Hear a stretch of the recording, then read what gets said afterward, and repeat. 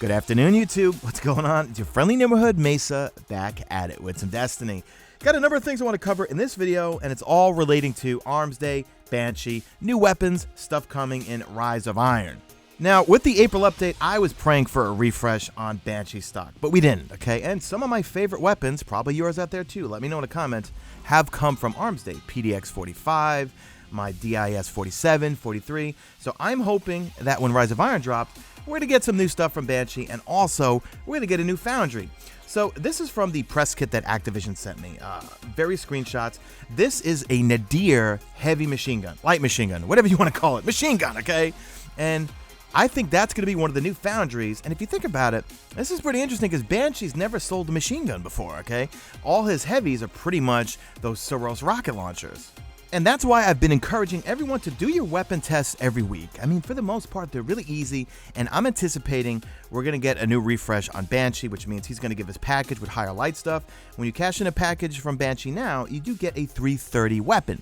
Now, Banshee also had a bunch of quests on him, okay? So we had the class-specific quests, right? One for Legendary, one for Exotic.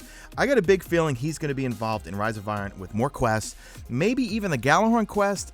A good friend of mine, Raider XOF, he messaged me and said maybe Banshee's going to be involved in putting our Gjallarhorn together. So, good point. So, I would rank up your gunsmith. Something I want to talk about here, this leak, well, not leaked, but when Deej was running around the Winter Cosmodrome, you see one of his friends there found a dormant SIVA cluster. Now, we can get into some speculation here.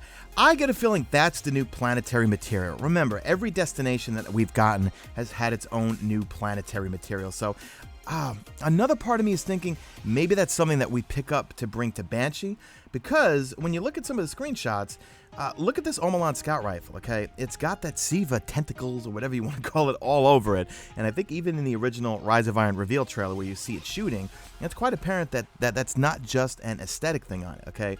It's got the SIVA logo on it, and as well as that SIVA branching off it. And here's another screenshot that also came from the press kit, and you clearly see in the Rise of Iron trailer where it actually glows and it looks like it's lit up. So my question is, and I've speculation, let me know in the comment section, perhaps we're going to be getting things or bringing things from out in the wild, in the Plaguelands, to Banshee to infuse into weapons to make them more powerful.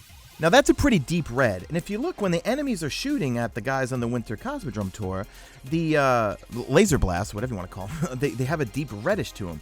Now here's the auto rifle Deej's friend was using here, and it clearly, that's a Soros Arms Day weapon, okay? But it's got the SIVA logo on it, it's got a really cool scope on it, and you can see when he drops down in terms of ammo, the scope actually kind of lights up to let him know, hey, you're running low on ammo.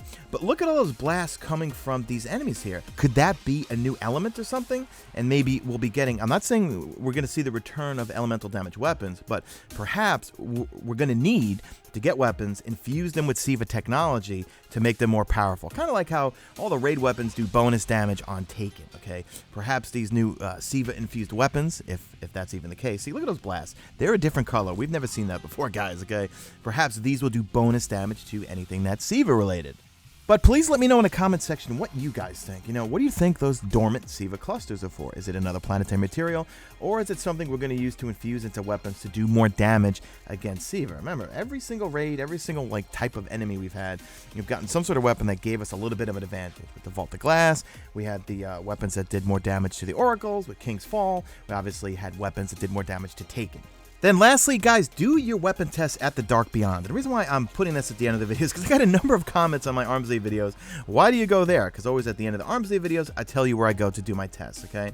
If you set it up right and not kill this major knight right before the Temple of Crota, look, you spawn in here every time, okay? Well, this is where you want to get your double kills with hand cannons, double kills with sniper rifles, let's see, precision kills with any type of weapon, and sometimes the Hive, some of the weapons you just got to kill Hive, okay? Now granted, no, you're not going to kill Vex Minotaurs here, or Cabal Centurions, which is some of the quests, but I would say a vast majority of my weapon tests I get done here, okay? I know, I think some people were saying do Siege of the Warmind or something. Guys, once you have this checkpoint, just go here. It's way easier, okay? And also, I get a lot of bounties done too here. If it's like super kills, or like on my Blade Dancer, if it's like arc kills here, you just use Encore, and you literally can knock it out in like 2 rounds of it. But the key thing is, you do not want to kill that big knight that's in the middle. He's not a major ultra or anything like that, but you do not want to kill him. If you kill him, it's going to then kick off your ghost to bring you to the next part of the story where you actually have to go inside, and then you lose the checkpoint. Then you got to go back out of orbit, start the story over again, so you can then get this checkpoint again. So anyway, I hope you guys found this video helpful. Let me know in the comment section all your thoughts and opinions. Do drop a like of this video only if you see fit. Follow me on the Twitter at Mesa. Check my stream, usually on YouTube, and that's it. I am out of here like Vladimir.